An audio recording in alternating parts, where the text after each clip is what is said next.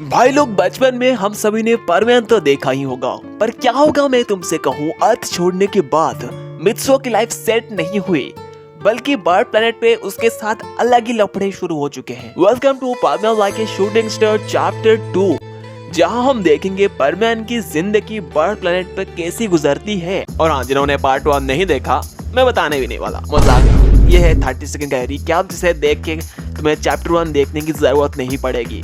Previous chapter में हमने देखा था बर्ड प्लेनेट के ट्रेनिंग स्कूल मित्सुओ और इसके कुछ नए दोस्त रॉन, लूशिया, शोफी 4 साल के कुत्ते वाले पढ़ाई के बाद सोच रहे थे अब वो बर्डमैन बन चुके हैं। मित्सुओ अलग ही सपने देख रहा था, वो बर्डमैन बन के आज वापस आएगा और अपने दोस्तों के सामने फ्लैक्स करेगा, पर तभी उनके प्रिंसिपल आके ऐसा बॉम्ब फोड़ती है कि सबके तोते उड़ जाते हैं। पता चलता है कि बेटे, बर्डमैन बनने के लिए ना अभी 3 साल की पढ़ाई काफी नहीं है, अभी तो एक प्रैक्टिकल टेस्ट भी बाकी है। इन चारों को बिना किसी हेल्प के, बिना किसी बैकअप के फ्रिक्शनल यूनिवर्स के एक अनजान से प्लैनेट मिनेड्रा पर भेज दिया जाता है।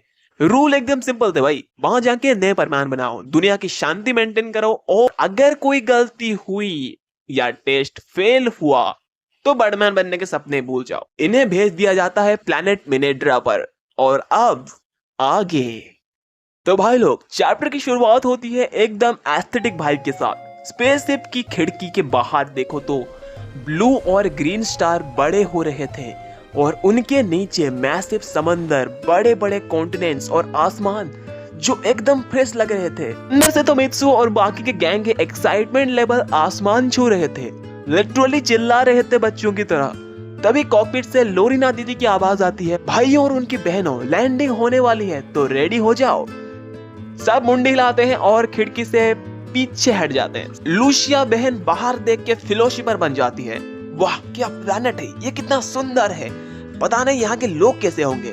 अपना मित्सुओ फुल पॉजिटिव मोड में था, अरे ये सब अच्छे ही होंगे यार, टेंशन मत ले, बस उम्मीद थी। अपना रॉन भाई अलग ही सपने में था, वो सोचा था कि बोरिंग पढ़ाई से उसे फाइनली छुटकारा मिलेगा। सोफी को तो हमेशा की तरह हेड गर्ल बनती रहती है, फटाफट रियलिटी चेक देती है कि बेटे उड़ने की जरूरत नहीं है, शांत प्लेनेट पे ना भयानक कांड हो जाते हैं। अपनी लोरिना बस हंसती है और क्लासिकल सोफी मोमेंट हो जाता है। बेसी फाइनली लैंड करता है, पर किसी हाईटेक फ्यूचरिस्टिक सिटी में नहीं, एक छोटे से तुम्हारे नुन्नू से भी छोटे से एकदम सुनसान आइलैंड पे। बात इसी बाहर आते हैं, मित्सुओ एकदम लंबी सांस लेता है जैसे कि वो दिल्ली में था अब तक। यहाँ की हवा एकदम फ्रेश है, दिल्ली से तो बेटर है। फिर उनको एक झटका लगता है कि भाई यहाँ ना कोई घर है, ना किसी इंसान का नामो निशान, बस हरियाली, समंदर के बाद एक व्हाइट कलर, नहीं वो व्हाइट कलर नहीं जो तुम सोच रहे हो। लुक्सिया उंगली दिखाते पूछती है कि भाई वो क्या है, देखो एक बहुत बड़ा बिल्डिंग है। मेरी लोरिना दीदी बोलती है कि यह है पीबी हाउस और आज से ही तुम्हारा नया ठिकाना है।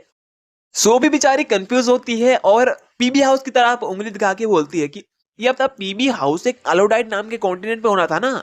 तब लोरिना एक मस्त राज खुलती है, ये जो प्लैनेट मिनेड्रा है इतना छोटा है तुम्हें अपना ही बड़ा लगने लगेगा। मेरा मतलब ये इतना छोटा है कि छोटा से आइलैंड एक पूरा कॉन्टिनेंट है।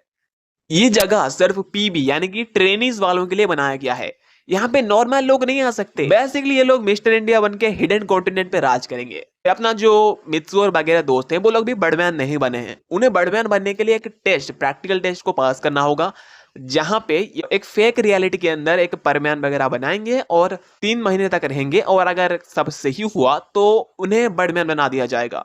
एंड जो पीबी शब्द का यूज हो रहा है, पीबी का मतलब है प्रैक्टिशनल बर्डमैन यानी कि ट्रेनीज। सब भागते हुए पीबी हाउस के अंदर जाते हैं और ग्राउंड फ्लोर एकदम 5 स्टार वाला है, एकदम ब्राइट, एकदम समंदर का व्यू देता है। तुम्हारे हॉस्टल से तो 1000 गुना बेटर होगा, हाँ तुमसे बात कर रहा हूं मैं।